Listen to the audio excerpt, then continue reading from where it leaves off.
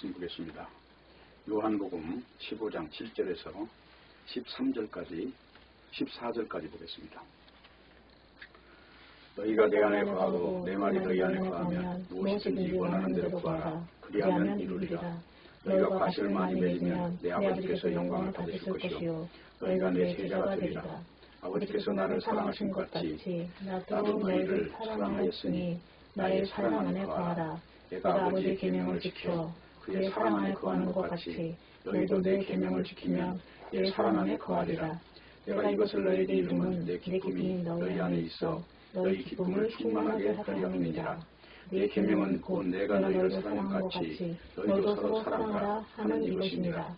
사람이 친구를 위하여 자기 목숨을 버리면 이에서 더 큰 사랑이 없나니 너희가 나의 명하는 대로 행하면 곧 나의 친구라. 아멘. 기도하겠습니다. 하나님 아버지, 이 시간에도 말씀하시고 말씀을 받는 저희가 되게 하시고 하늘에 속한 모든 것들이 우리의 영을 온전히 장악하는 시간이 되게 해 주시옵소서. 예수님의 이름으로 기도합니다. 아멘. 오늘 요한복음 제56강입니다. 제목은 계명과 사랑이라는 제목이 되겠습니다. 지금 요한복음 15장 7절에서 14절까지 있는 말씀을 읽었는데요.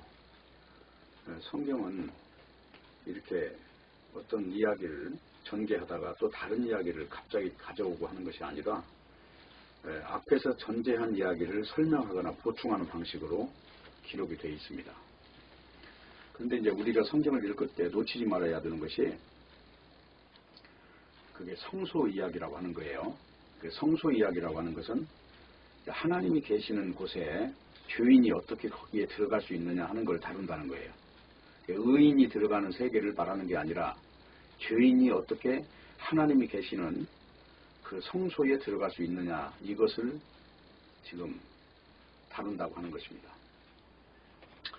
그런데 오늘 중요한 이야기 중에 하나가 뭐냐면 열매를 맺으라 뭐 이런 말들이 나오잖아요. 그러니까 사람들은 그 열매라고 하는 것을 그 인간의 행함이라고 하는 것과 연관을 하기를 좋아해요. 본성적으로. 죄인의 본능은 이제 선악과를 먹었기 때문에 그 선악과를 먹은 흔적은 반드시 행함이라고 하는 걸 들고 나온다는 거예요. 그 행함이라고 하는 그것의 그 출처는 뭐냐면 그게 이제 자기의라고 하는 것인데, 성경에서 말하는 자기의가 있고 하나님의 의가 있는데 그 자기의라고 하는 것의 정체가 반드시 무화과 잎을 따서 자기 옷을 만드는 방식이라는 거예요. 그러니까 반드시 어떤 신앙이나 종교나 이런 것들이 변질되면 나타나는 현상이 그것이 하나님께서 하신 일, 그것을 전부로 보는 게 아니라 반드시 인간이 개입해서 거기에 자기 의를 포함시키려고 한다고 하는 이제 이것이 문제라는 겁니다. 그렇기 때문에 이제 성경의 이야기가 이제 아주 조목조목 좀 피곤할 정도로 조목조목 봐야 되는 이유가 이제 그런 부분이 끼어들면 안 되기 때문에 그래요. 만약에 그런 게 끼어들어 버리면 그거는 신앙이 아니라 즉시 종교로 그게 변하는 거거든요. 이제 그런 면에서 오늘 이야기도 보면 이스라엘 민족이라고 하는 족속을 알아야 이제 오늘 이야기가 오늘 읽은 본문이 이제 와닿는 겁니다. 그러면 이스라엘 족속은 뭐냐면 애굽에서 나와요. 근데 누구의 능력으로 나오면 자기 의로 나오는 게 아니라 하나님께서 지정해 준 방식으로 나오는 거예요. 그 지정해 준 방식으로 애굽에서 나와서 이제 가나안이라고 하는 곳으로 가는 거예요. 그럼 가나안은 뭐냐? 하나님의 에덴 동산의 모형이에요. 거기로 가는 과정을 기록한 것이 이스라엘 민족의 역사란 말입니다. 그렇기 때문에 이스라엘이라고 존재하는 이제 그 범위가 뭐냐면 이스라엘이라는 그 용어 자체도 하나님과 관계 안에서만 붙여지는 이름이에요. 하나님이라는 이름을 빼면은 이스라엘이라고 하는 족속은 있으나마나 아무 의미가 없습니다. 왜냐하면 가난하고 주변에 강대국들에게 쌓여 있고 삶이 피곤하고 이렇게 고립되어 있는 상태이기 때문에 그렇습니다. 그렇기 때문에 오늘 지금 읽은 지금 과실이라든가 계명이라든가 사랑이라든가 이런 지금 용어들이 쭉 등장을 하니까 예수님 믿으면 사랑을 실천해야 되는가 보구나, 아니면 과실을 많이 맺어야 되는가 보구나. 그래서 과실이라고 하는 거는 흔히 인간들이 좋아하는 덕목이라고 하는 것들을 이제 포함을 시키는 거예요. 뭐 겸손이라든가 아니면 무슨 성품이 온유하다든가 성화라든가 이런 말을 포함시키기를 좋아한다는 것입니다. 그러면 이제 오늘 본문의 말씀을 우리가 받기 위해서는 이제 창세기부터 기록된 내용이 뭐냐는 거예요. 창세기하고 오늘 요한복음이 이렇게 단절된 게 아니고 다 연결되어 있거든요.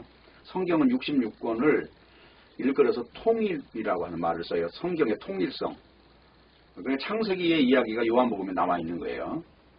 그러면 창세기 때 핵심은 뭐냐면 하나님이 천지를 창조하셨다는 것이고, 그리고 천지를 창조하셨는데 우리 인간은 그 중에 피조물이라고 하는 거예요. 피조물이라고 하는 것은 하나님에 의해서 작동이 된다는 뜻이에요. 우리가 자동차를 만들면 운전사에 의해서 작동이 돼야 되는 것처럼 피조물이라고 하는 것은 만든 어떤 주체가 있고 그 객체로 존재한다는 거예요. 이제 그런 의미에서 오늘 본문을 잘 봐야 됩니다. 그러니까 창세기라고 하는 책이나 출애굽기나 레위기나 민수기나 신명기나 이걸 모세오경이라고 하죠. 이 모세오경에서 나타난 내용이 가장 중요한 내용이 뭐냐면 하나님이 천지를 창조하시니라 그 말이에요. 그리고 그 말씀에 의해서 이스라엘 민족도 그런 하나님의 범주 안에서 피조물로 존재를 해요. 근데 무슨 목적을 갖고 있냐? 이스라엘 민족은 하나님을 드러내는데 용도로 사용된다는 거예요. 그러면 오늘 포도나무라는 말, 예수님은 나는 포도나무요 너희는 가지니 그랬잖아요. 그리고 아버지는 농부라고 그래요. 그럼 아버지가 농부가 포도나무를 심었어요. 근데 포도나무에서 맺어져야 될 거는 뭘까요? 맺어져야 될 건 하나님을 드러내는 용도로 지금 맺어져야 된다는 거예요. 근데 거기에 인간을 드러내는 용도로 맺어졌다 그러면 이거를 일컬어서 이방 민족이라고 하고 그게 들포도나무라고 해요. 그러니까 하나님은 농부인데 포도나무를 심었을 때는 이제 이스라엘 민족의 특성이 나와야 된다는 거예요. 그러면 이스라엘 민족은 뭐냐? 애굽에서 하나님이 건져서 가나안 땅으로 데리고 가서 가나안에서 살게 하는 용도로 그 색깔이 나타나야 된다는 것이죠. 그러니까 그런 관계성에서 볼 때 포도나무라고 하는 것이 뭐냐? 그럼 뭐 무조건 이유 없이 구약에서는 이스라엘 민족을 포도나무라고 했어요. 시편 80편 8절에서 15절 읽으면 주께서 한 포도나무를 애굽에서 가져다가 열방을 쫓아내시고 이를 심으셨나이다. 주께서 그 앞서 준비하셨으므로 그 뿌리가 깊이 박혀 땅에 편만하고 그늘이 산들을 가리우고 그 가지는 하나님의 백향목 같으며 그 가지가 바다까지 뻗고 넝쿨이 강까지 미쳤거늘 주께서 어찌하여 그 담을 허르사 길에 지나는 모든 자로 따게 하셨나이까. 이스라엘 민족이라고 하는 존재는 애굽에서 갔다가 열방을 쫓아내고 가나안에 심었어요. 그래서 가나안에 심어서 그걸 가지고 어떻게 하려고? 산들을 가리우고 하나님의 백향목같이, 백향목이라는 건 하나님의 성전을 지을 때 사용하는 귀한 하나님만 나타내는 어떤 용도라는 거예요. 그 어떤 백향목이라든가 포도나무라든가 이런 말들을 쓸 때는. 근데 담이 헐어졌다는 얘기는 뭐예요? 기준이 없어졌다는 거죠. 구별이 없어졌다는 거예요. 이방 민족인지 이스라엘 민족인지 구별이 없어졌다는 거예요. 그래서 갔다가 저 이방 민족한테 던졌다는 거예요. 바벨론이나 이런 아수르 같은 곳에 이렇게 딱 그 구별돼서 그 안에 하나님만 나타내는 그릇이 아니라 열방인지 이스라엘인지 구별이 안 가는 어떤 족속으로 섞어놨다는 거예요. 그러니까 이 포도나무가 분명히 이스라엘 민족을 말하는 게 맞죠. 그러면 오늘 지금 요한복음의 15장에 나오는 포도나무 역시도 그 이스라엘 민족의 특성을 그대로 가지고 있어야 된다는 거예요. 근데 그 당시에 이스라엘 민족 안에는 지도자들이, 종교 지도자들이 제사장들이 있고 바리새인들이 있고 거기에 서기관들이 있고 이제 그런 존재들로 구성이 되어 있다는 거예요. 그러면 바리새인과 서기관들의 특징은 뭐냐? 도덕적 죄를 안 짓고 사는 어떤 그런 특징을 갖고 있단 말입니다. 도덕적으로 탁월하게. 그러니까 그들에게 나타나는 특징은 자기들은 그 도덕적 삶이 완전하니까 다른 사람의 도덕적 한계가 약한 사람들은 자꾸 지적을 하는 거예요. 너 왜 그렇게 살아? 이렇게. 그래서 이제 세리와 창녀를 가지고 아주 천하게 여기는 거예요. 그러면서 하나님한테 기도할 때도 하나님 우리는 저들과 같지 않으니까 참 우리가 참 대단한 사람으로 만들어주시니 참 감사합니다. 이런 기도를 한다는 거예요. 그럼 오늘날도 한번 이 기독교 안에 편만한 사상을 가진 교회를 우리가 빗대서 한번 비교해 보세요. 그 사람들이 어떤 힘으로 기독교인의 그 탁월성을 나타냅니까? 도덕적인 힘을 가지고 그들보다 우월한 삶을 산다는 것으로 나타내려고 하잖아요. 근데 성경은 인간이라고 하는 것은 선하지 않다고 하는 것을 전제하고 있어요. 왜? 선악과를 먹었기 때문에. 그래서 선하지 않은데 선한 것으로 이렇게 포장이 되어 있다는 거예요. 그걸 하나님은 지금 유선이라고 말하거든요. 죄를 마구 짓고 살으라는 얘기가 아니라 인간의 본질이 선악과 아래에 있고 죄 아래에 있다. 이거를 지금 오해하고 생긴 문제들은 하나님께서 이방 민족으로 취급하는 거예요. 이방 민족의 특징은 죄를 많이 짓는 게 아니에요. 이방 민족은 방식이 무화과 잎으로 치마를 입는 방식으로 산다는 거예요. 그게 바로 가인의 방식이라는 거고, 가인도 하나님께 제사를 지내잖아요. 땅에서 나오는 소산으로 제사를 지냈고 아벨도 제사를 지냈어요. 그러면 제사의 차이가 뭡니까? 가인의 제사는 땅의 소산으로 지낸 거고 아벨의 제사는 하늘의 방식으로 지낸 거예요. 그 하늘의 방식이 가죽옷이니까. 창세기 3장 21절 보세요.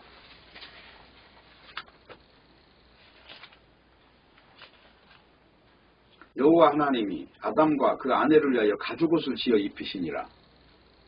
이게 지금 하나님의 방식인데 지금 아담과 하와가 벌거벗고 나오면서 벌거벗은 것을 보고 선악과를 먹었으니까 이제 벌거벗은 것을 봤다는 거죠. 선악 체계가 들어오니까 자기가 열등감에 빠졌고 자기 자신의 수치를 감추는 현상이 생긴 거예요. 그것이 뭐냐면 옷을 입는 방식인데 그 방식이 7절이에요. 3장 7절. 이에 그들의 눈이 밝아 자기들의 몸이 벗은 줄을 알고 무화과나무 잎을 엮어 치마를 하였더라. 그러니까 여기 사람들이 지어 입은 치마와 하나님이 지어 입힌 치마의 차이는, 여기 사람이 지어 입은 옷은 땅에서 나온 걸로 지어 입은 거고 하나님이 지어 입히신 방법은 하늘의 방식, 다시 말하면 예수님이 십자가에 죽어야 되는 것을 보여주시는 방식으로 옷을 입혀주신 거예요.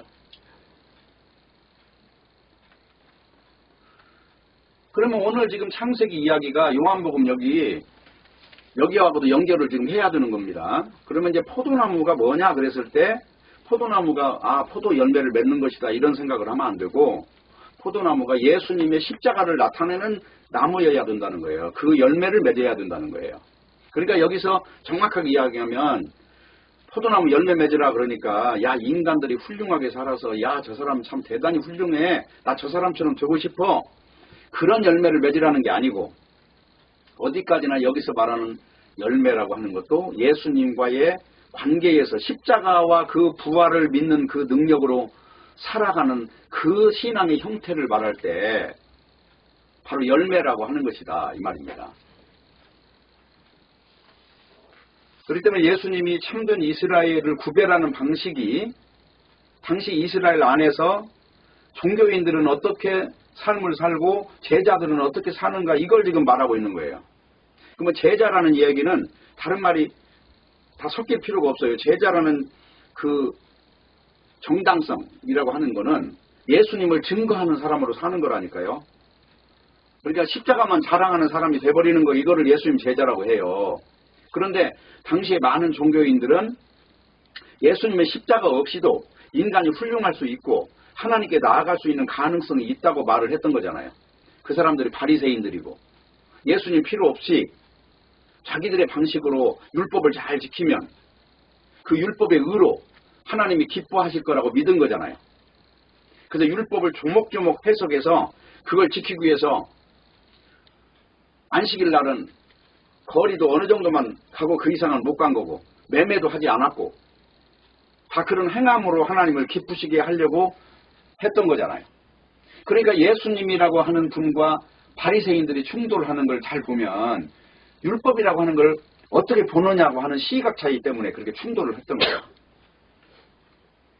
성경은 율법을 주신 목적을 죄를 깨닫게 하려고 주셨다고 하는데 당시의 종교인들은 자기가 의인되게 되기 위해서 율법을 주셨다고 믿는 거예요. 오늘날도 똑같아요. 이 차이가 아주 작은 것 같지만 이게 전체를 차지하고 있어요. 99보다 더 큰 일이라는 거예요. 이 일이라고 하는 것이. 그렇기 때문에 오늘 이 포도나무 비유의 핵심은 우리는 스스로 열매 맺을 수 없다. 이거예요. 결론은. 그래서 예수님한테 붙어 있어야만 열매가 맺어진다. 이 말을 지금 하려고 하는 겁니다. 그래서 포도나무 비유의 말씀은 예수님이 그의 백성에게 중보자 되신 이 관계를 보여준 거예요. 내가 없이는 하나님께 나아가는 길이 없어. 아예.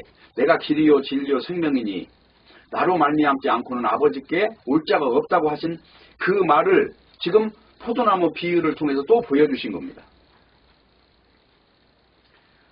그래서 오늘 15장 3절을 앞에 잠깐 보면 너희는 내가 일러준 말로 이미 깨끗하였다 그러죠. 그러면 일러준 말이 뭐예요? 소자의 죄사함을 받았느니라 이 말이 아니고 예수님이 지금까지 일러준 말씀은 뭐예요? 내가 요나의 표적을 보일 거야. 내가 십자가에 죽을 거야. 근데 그 죽음이 결국은 그것이 근거가 돼서 너희들이 생명을 얻을 거야. 지금 이 말씀을 하신 거예요. 그러니까 이 일러준 말이라고 하는 의미는 예수님의 희생을 지금 말씀하신 것이고 예수님의 말씀이 사람을 깨끗하게 한다는 것은 예수님의 그 십자가와 부활이 완성돼서 사망의 세계가 없어져 버린 것을 받은 상태를 말하는 거예요. 그렇기 때문에 하나님은 우리의 구원을 이루시기 위해서 딱 하신 일이 가지고 뜨신 예수님을 보내신 일이었어요. 그렇기 때문에 오늘 15장 7절을 보면은 너희가 내 안에 거하고 내 말이 너희 안에 거하면 무엇이든지 원하는 대로 구하라. 그리하면 이루리라 그랬죠. 그러면 여기서 말하는 무엇이든지는 뭡니까? 이스라엘 민족이라고 하는 그 민족 안에서 봐야 되는 무엇이든지예요. 이방인들이 구하는 무엇이든지가 아니고. 그러면 이스라엘 민족이 구하는 건 뭡니까? 애굽에서 나와서 가나안에 정착하는 거잖아요. 그 가나안이라는 거는 에덴 동산의 모형이라고 했어요. 천국의 모형이라고. 그렇기 때문에 성경은 무조건 기도하는 대로 다 들어준다는 말은 없어요. 야고보서 같은 데 보면 정욕으로 쓰려고 잘못 구해갖고는 못 받는다고 이야기하고 있는 거지. 그럼 여기서도 무엇이든지는 뭡니까? 인간의 무화과 탐욕을 가지고 구하는 것은 배제된 걸 지금 말하고 있는 거죠. 예수님이 길이요 진리요 생명이라고 하는 전체성을 가지고 말할 때 무엇이든지가 그 안에 들어있는 거예요. 그렇기 때문에 마태복음에도 보면 무엇을 먹을까 무엇을 입을까 기도 구하지 말라고 그러잖아요. 구하지 말라고 했으면 하나님이 다 아신다는 거잖아요. 지금. 그러면 하나님이 다 아신다는 것과 우리가 구한다고 하는 것은 어떤 상관관계가 있습니까? 우리가 이 육으로 사는 거 이거는 그냥 이 세상의 편만에 주어져 있는 모든 것에 해답이 다 있다는 것이고 단지 우리에게는 지금 영적으로 죽어있는 상태이기 때문에 이 죽어있는 이 사망의 몸에서 이게 온전히 해방을 받는 그것을 일컬어서 로마서 8장에서 뭐라고 말해요? 그러므로 그리스도 예수 안에 있는 자에게는 결코 정죄함이 없나니 이는 죄와 사망의 법에서 생명의 성령의 법으로 해방시켰다고 하잖아요. 그럼 우리가 구하는 것은 생명의 성령의 법 안에서 구하는 것이 돼야 마땅하지 않습니까? 그렇기 때문에 구하라 구할 것이요 찾으라 찾을 것이요 두드리면 열릴 것이니 구하는 이에게 성령을 주시지 않겠느냐 하면서 누가복음 11장에서는 그렇게 지금 결론을 내리고 있어요. 누가복음 11장을 한번 잠깐 보세요. 그렇기 때문에 이 구한다고 하는 것을 오해해가지고 사람들이 다들 자기 탐욕을 거기다 종교 탐욕을 집어넣어서 적용하는 그런 우를 범하고 있다는 거예요. 누가복음 11장 10절부터 봅니다. 구하는 이마다 받을 것이요 찾는 이가 찾을 것이요 두드리는 이에게 열릴 것이니라. 너희 중에 아비된 자 누가 아들이 생선을 달라면 생선 대신 뱀을 주며 알을 달라면 전갈을 주겠느냐. 너희가 악할지라도 좋은 것을 자식에게 줄 줄 알거든 하물며 너희 천국께서 구하는 자에게 성령을 주시지 않겠느냐. 그래 여기서 말하는 전제, 지금 요한복음에서 말하는 무엇이든지 구하면 얻는다고 하는 것이 바로 이 종착점, 전체성에서 볼 때 바로 성령 안에서 구하는 예수님이 전부가 되는 거예요. 그것이 무엇이든지라고 하는 것이 방향하고 있는 그 초점이라는 것입니다. 내 말이 너희 안에 거하면이라는 이 말씀은 무슨 말이에요? 구원이라고 하는 건 예수님이라는 거죠. 다시 말하면 포도나무가 예수님이라는 거죠. 그러면 내가 사는 이유는 뭘로 확인될 수 있어요? 열매로 확인될 수 있죠. 내가 살아있는지 안 살아있는지는 열매가 맺어지면 살아있다는 거고 안 살아있다는 건 열매가 없다는 건 말라 비틀어진 나무라는 거잖아요. 그러면 그 차이는 뭡니까? 그 살아있다는 열매는 예수님을 주님으로 고백하는 이 결정체를 이야기할 때 이 열매라고 하는 거예요. 이것이 어떤 인간의 도덕 수준을 말하는 게 아니라 어디까지나 예수님의 전체성을 이야기할 때 이 무엇이든지 또는 열매 이걸로 말씀을 하고 있다는 겁니다.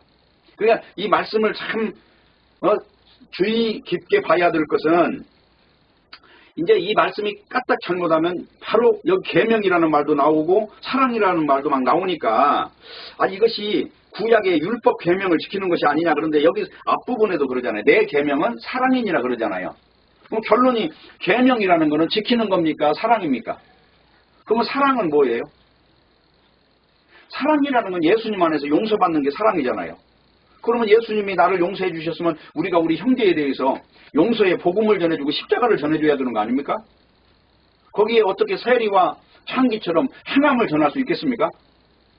인간이 이미 선악과를 먹었기 때문에 이미 하나님의 생명이 끊어져 버린 상황인데 하나님의 생명을 살려주는 방식 외에는 뭐가 사랑이냔 말입니다. 이미 죽은 자에게 사망이 떠나게 하는 것 외에.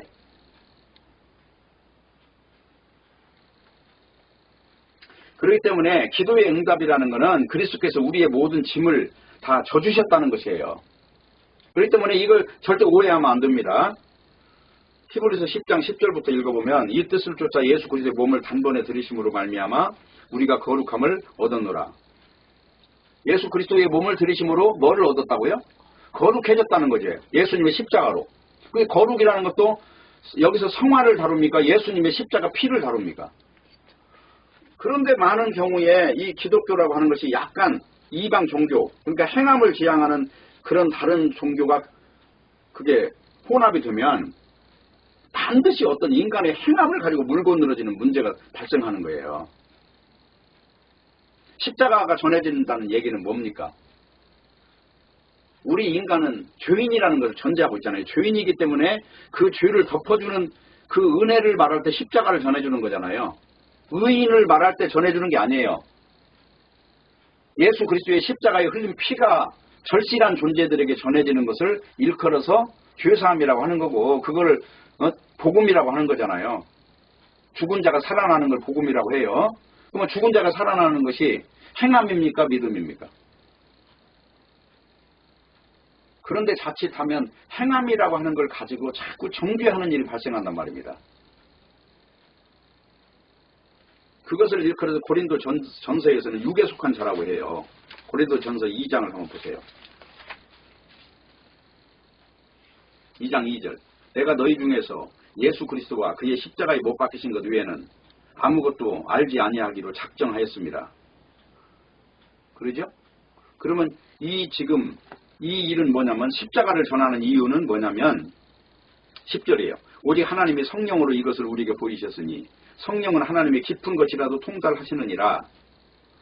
사람의 사정을 사람의 속에 있는 영위에는 누가 알리오 이와 같이 하나님의 사정도 하나님의 영위에는 아무도 알지 못하느니라. 그럼 하나님의 지금 사랑은 뭡니까? 예수님을 십자가에 못 박음으로 인해서 그 희생의 피를 통해서 구원이라고 하는 걸 완성하려고 지금 그 일을 하신 거잖아요. 그걸 사랑이라고 하잖아요. 그러면 예수님이 오셔서 하나님께 순종한 일은 뭐예요? 십자가에 죽으신 일이었죠. 그걸 사랑이라고 해요. 그러면 우리는 사랑이라고 하는 것을 행한다고 하면은 어떤 일을 지금 우리가 떠올려요? 이방 종교에서 말하는 사랑, 자기 몸을 불사르게 내어줄지라도 성경에서 말하는 사랑이 없으면 그건 꽹과리라고 하는 것이 고린도 지금 전서 13장의 이야기잖아요. 그래서 성경에서 말하는 사랑하고 이방 민족이 말하는 사랑하고 다른 점은 성경에서 말하는 사랑은 무조건 사랑이에요. 인간의 조건을 따지지 않아요. 그가 창녀가 됐든 그가 세리가 됐든 그걸 가지고 의인이니 죄인이 구별하지 않는다는 거예요. 믿음이 있느냐 이걸 가지고 지금 말한다는 것입니다.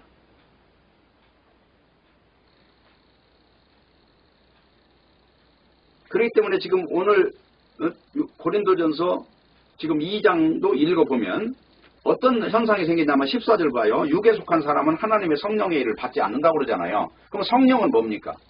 예수님이 십자가에 달려 죽었다는 걸 전하는 영이 성령이에요. 그리고 그 성령이 증거하는 증거의 현장은 언제나 권능을 받아요. 그 권능은 뭐냐면 죽음이라고 하는 것을 무서워하지 않는 사람으로 변하는 거예요. 이것이 하나님의 사랑이 임한 흔적이에요. 하나님의 사랑이 만들어낸 결과물이란 말이에요. 그게 열매인 거고. 그런데 오늘 가장 위험한 부분이 오늘 사랑이니 여기 계명이니 하는 이런 말을 가지고 인간이 뭐를 지켜야 된다는 계명으로 보면 안 된다는 것이죠. 그건 어디까지는 예수님을 믿느냐고 하는 그 질문 앞에서 해야 되는 거예요. 그래서 15장 7절에 보면 너희가 내 안에 거하고 내 말이 너희 안에 거하면 원하는 것을 구한다고 그랬잖아요. 다 이루리라고 그랬죠. 그러면 그 전제된 말이 뭐예요? 내 말이 너희 안에 거하면이라는 게 전제가 되잖아요. 그럼 내 말이 너희 안에 거한다는 것의 특징은 뭡니까? 예수님이 지금까지 요한복음 1장부터 요한복음 15장까지 오면서 하신 말씀이 뭐예요? 내가 메시아다는 거 아니에요. 구세주라는 거잖아요. 구세주라는 거는 죄에서 건진다, 사망에서 건진다는 뜻이잖아요. 그러면 요한복음 1장부터 14장까지는 지금 그 말을 했다가 15장부터는 갑자기 지금부터 행함으로 너희들이 열매 맺어 이 말을 한 거 아니잖아요. 그 행함이라고 하는 건 십자가를 전해주는 행함을 말하는 것이란 말입니다. 그렇기 때문에 베데스다 연못에서 38년 된 병자를 고치신 일도 사망을 고치시는 흔적인 것이고 오병이어의 기적도 결국은 땅에서 나오는 떡 먹이려고 하는 게 아니라 하늘에서 나오는 떡을 먹여서 생명의 사람으로 바꾸겠다는 것이었잖아요. 그러면 하늘의 사람을 바꾸는 그 과정에서 생기는 현상이 뭐예요? 반드시 가죽옷이 나와야 되잖아요. 그 가죽옷이 바로 하나님의 사랑이라는 거예요. 그러니까 내 말이 너희 안에 거하면이라는 말씀은 구원의 완성되신 그리스도께서 이루신 그 최종적인 그 승리를 지금 말하고 있는 것입니다. 그러니까 참 이 성경 말씀을 주의 깊게 봐야 되는 것이 자칫 잘못하면 내 입장에서 보는 거예요. 성경은 하나님의 입장으로 기록했단 말입니다. 하나님이 이 죄로 물들어버린 것을 다시 새하늘과 새 땅을 만들려고 지금 피조물을 만들었다는 거예요. 그러면 여기에 인간이라고 하는 것은 당연히 그냥 피조물이에요. 내가 주체가 될 수 없어요. 주체는 반드시 예수님이 주체가 되는 거지. 근데 행함을 물고 늘어지면 인간 주체로 바뀌잖아요. 행함이 있으면 그 천국 백성이고 행함이 없으면 천국 백성이 아니라는 그런 논리가 성립이 되는 거잖아요. 그래서 이런 말이 중요해요. 너희가 15장 8절 과실을 많이 맺으면 내 아버지께서 영광을 받으실 것이요 너희가 내 제자가 되리라 해서 실과나무가 열매를 맺지 못하면 그걸 찍어버릴 수밖에 없다는 거죠. 실과나무의 목적은 목재로 쓰려고 한 게 아니라 열매를 따려고 있기 때문에 그러면 신자의 열매는 뭐냐? 그것이 이제 중요하다는 거예요. 우리가 그리스도 안에 있다는 것 이것을 가지고 지금 열매로 말하고 있는 거예요. 왜냐하면 가지가 예수님에게 붙어 있느냐 아니냐 이거 가지고 지금 논증을 하기 때문에. 그리고 또 문제는 뭡니까? 본문에 보면 친구라는 말이 등장하잖아요. 그럼 친구는 뭐예요? 친구라는 말을 쓸 때는 종이라는 말을 대비해서 쓰는 말이에요. 그럼 종은 뭐냐?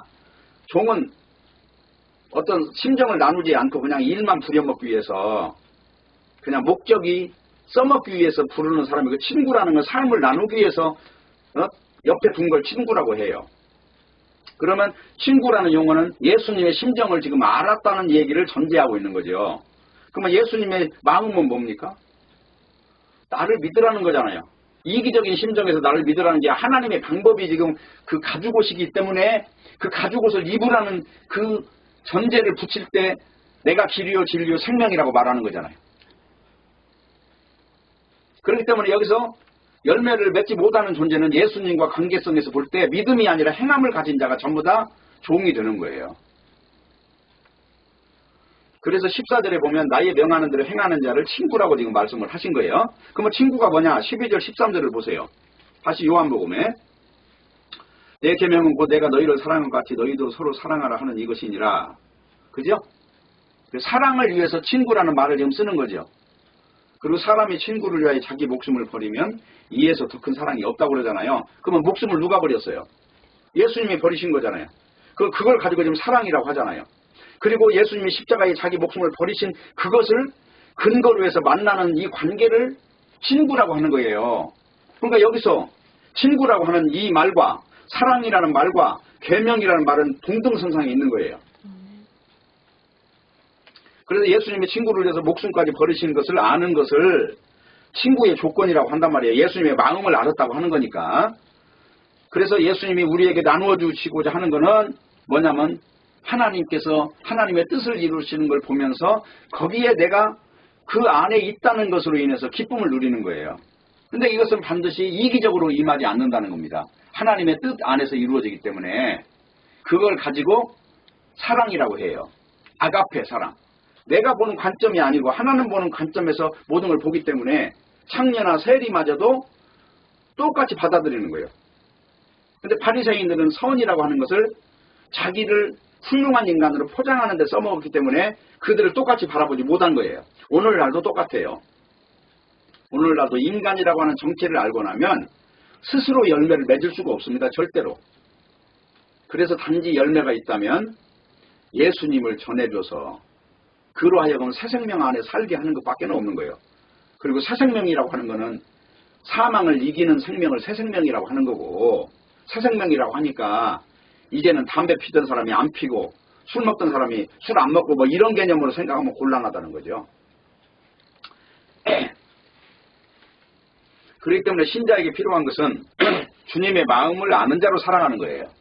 나를 구원하기 위해서 목숨까지 버리신 예수님의 사랑에 감동받고 그 만족감으로 사는 걸 말하는 거예요. 그러니까 기쁨이 있다는 거죠. 그런데 성경에는 기쁨이라는 용어를 예수님의 기쁨을 말해요. 그럼 예수님이 이 땅에 오셔서 무슨 항상 웃고 사셨어요? 예수님이 울었다는 말은 나오지만 웃었다는 말은 없어요. 그런데 예수님이 가지신 기쁨은 뭐예요? 하나님 나라의 모습 안에서 보는 기쁨이기 때문에 우리 인간들이 생각하는 기쁨과는 종류가 다르다는 거죠. 그거는 깊은 기쁨인 거고, 겉모습은 슬픔에 있을지라도 속은 만족으로 가득 차 있는 이 상태를 기쁨이라고 하는 거예요. 그러니까 기쁨이란 용어 한마디도 이방 민족에게 혼합되어 있는 잘못된 복음을 받으면 해석이 달라진다 하는 겁니다. 15장 10절에 보면 내가 아버지의 계명을 지켜 그의 사랑 안에 거하는 것 같이 너희도 내 계명을 지키면 내 사랑 안에 거하리라 하셨습니다. 그리스도께서 아버지 하나님께 순종하시는 걸 통해서 아버지 하나님의 사랑 안에 거하시는 방식을 보여주셨어요. 하나님의 방법은 언제나 옳다고 인정하는 거예요. 그래서 우리가 살아가면서 육신의 모습을 보면서 어떤 선악의 기준이나 기쁨의 기준을 삼는 게 아니라 하나님이 옳은 방법으로 인도하신다는 것을 전제할 때 바로 이 순종이 나오는 거예요. 그 계명이라고 하는 것이 사랑이라는 건데, 결국은 그게 계명이 창세기부터 나오는 계명은 율법이라고 말하지만 율법이 크게 10계명으로 요약해서 말하자면 10가지 중에서 5가지는 6가지는 하나님을 사랑하라는 거고 나머지는 이웃을 사랑하는 거잖아요. 그러면 이웃을 사랑하는 방법이 이스라엘 민족의 방식으로 사랑하는 거예요. 그것이 가죽옷을 지어 입히는 것이고, 그것이 에덴 동산을 모형으로 한 가나안이라고 하는 곳에서 구별되게 사는 거였어요. 이 구별되게 산다는 것은 도덕이나 이런 걸 말하는 게 아니라 바로 이스라엘 민족으로서 그 어린 양의 피를 나누는 그런 공동체 안에서 사는 것을 말하고 있었다 하는 것입니다. 그렇기 때문에 신자들이 친구라고 한 것은 신앙생활의 원동력이 인간의 의지가 아니라 인간의 어떤 그 노력이 아니라 예수님께서 다 완성하신 것을 고백하는 것을 바탕으로 말한다는 것입니다. 결론적으로 말씀을 드리겠습니다. 포도나무이신 주님을 믿다가 불에 던져지는 어떤 존재들이 분명히 있죠. 지금 15장 6절에 보면 사람이 내 안에 거하지 아니하면 가지처럼 밖에 버리고 말라지나니 사람들이 이것을 보다 불에 던져 사르느니라. 여기에서 자, 열매를 맺지 않는 존재들은 불에 던지고온다는 건 뭘 말합니까? 여기서 말할 때 불에 던지우는 존재는 이방인들을 말하는 거예요. 이방인들은 그들이 잡고 있는 것이 다 자기 의니까. 그런데 사람들이 여기서 자칫 잘못하면 여기서 열매라고 하는 것을 인간적인 어떤 것들을 가지고 노력하는, 마치 이방인들의 방식으로 하나님을 믿는, 지금 여기 유대인들의 방식이나 바리새인의 방식이 다 일맥상통하는 게 그거거든요. 행함을 가지고 있다는 거예요. 근데 우리는 행함으로 열매를 맺을 수 없는 존재라는 것이 중요하다는 거예요.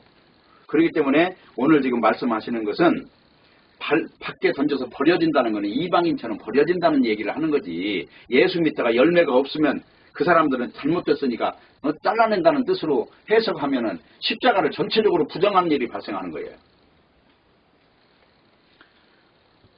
그렇기 때문에 친구라고 하는 것은 그리스도께서 지금 알고 있는 구속에 관한 모든 진리를 제자들에게 전해준 것을 알았다는 얘기죠.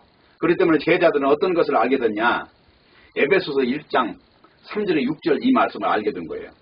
찬송하리로다 하나님 곧 우리 주 예수 그리스도의 아버지께서 그리스도 안에서 하늘에 속한 모든 신령한 복으로 우리에게 복 주시되 곧 창세전에 그리스도 안에서 우리를 택하사 우리로 사랑 안에서 그 앞에 거룩하고 흠이 없게 하시려고. 그럼 여기서 사랑 안에서는 뭐예요? 십자가 안에서.